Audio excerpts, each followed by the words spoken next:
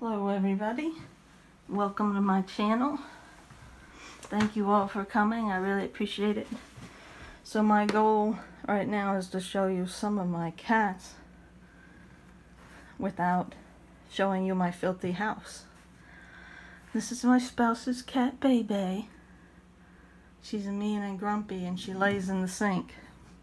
So she's all nasty from laying in spit and toothpaste. And I don't want to touch anything except her head because she's so nasty. Aren't you, Baby?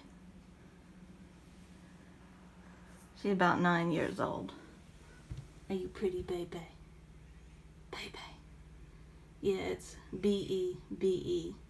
Baby. She's a decent looking cat, I guess. Even though she pees on the food mat for no reason. Now, where's another cat?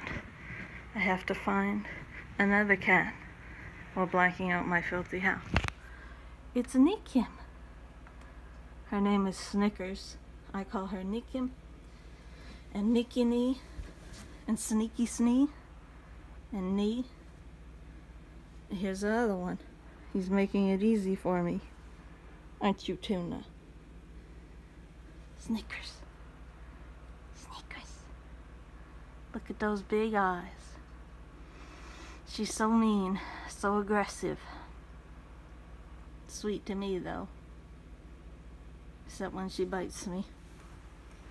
Tuna. There's a Q-tip on the floor. Yep. Because he likes to play with them. Look at you, Tuna. Yeah, he's so pretty. What pretty cats I have. These are the only ones downstairs right now, so. Right, Sneakers? Right, Tuna? Tuna. Okay. You've seen enough. I can't find any of the others. So. Maybe next time I'll find Mia. She hides upstairs though, in the office. So for now, you're just gonna have to look at these awful things. This is them being hungry.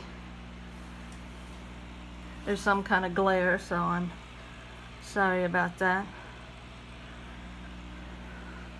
This is them hungry. Watch. I'm so mean.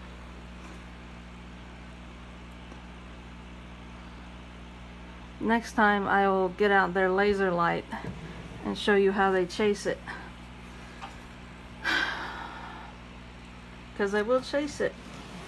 And then they get really mad because they think it's food. And then they don't get the satisfaction of eating the food, so they're furious. But I'll make sure to find the red light for next time.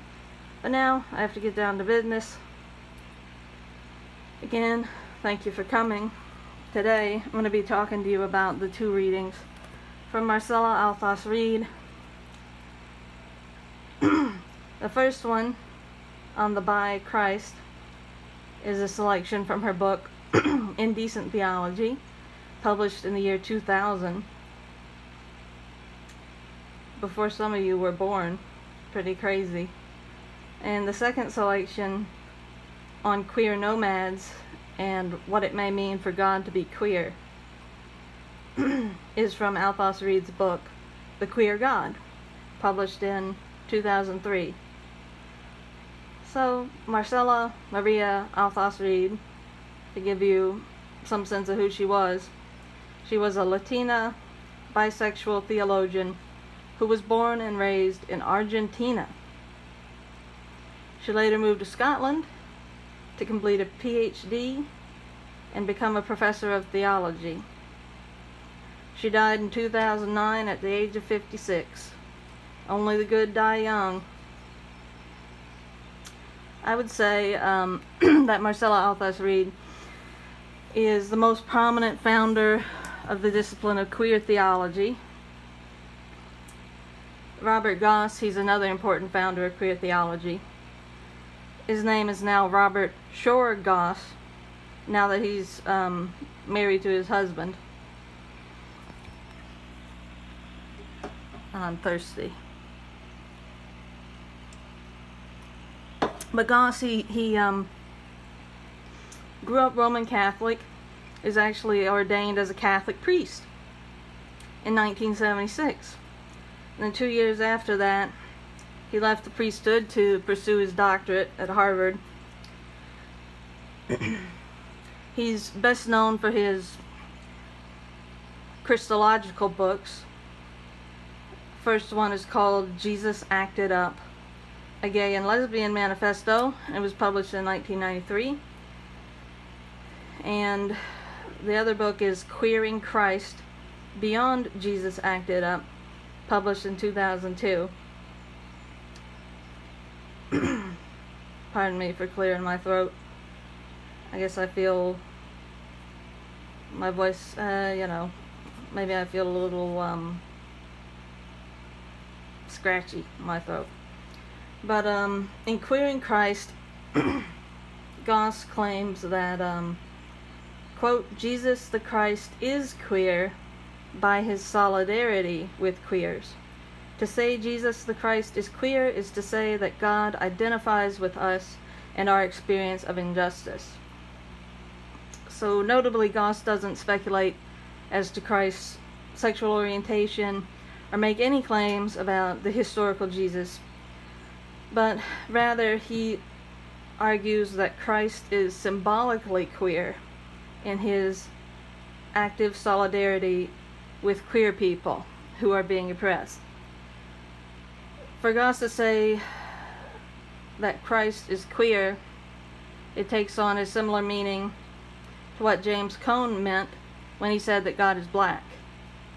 If you'll recall, Cone wrote, quote, to receive God's revelation is to become black with God by joining God in the work of liberation. So likewise for Goss, to become queer with Christ is to join Christ in the work of liberation. For Goss, queerness, it has a symbolic significance. It symbolizes resistance to oppression, and in this way, queerness is shared in common between Christ and queer people today.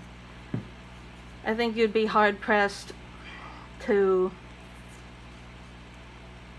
find any scholar who makes the claim that Christ was actually gay. Although I'm sure there are some out there. But like make the claim that like the historical Jesus was actually, LGBTQIA plus in some way, because that's like a more recent construction that doesn't translate very well back 2,000 years. So typically accounts like queer Christologies are more complicated than that. Though I will say I've read somebody named John Shelby Spong who claims that Paul was gay, the Apostle Paul. And he claimed that Paul talks about the thorn in his flesh, the thorn in his side, that God won't take away, and Spong, he believes that's has to do with Paul's sexuality, which is an interesting idea, but there's absolutely no way of proving that. So I think typically in cases where you're literally drawing conclusions about the sexuality of a person who lived 2,000 years ago, when they don't make any explicit claims about it themselves, I think that's like really questionable. And that's not what Marcella Althaus-Reid or these other queer theologians are doing. So to continue,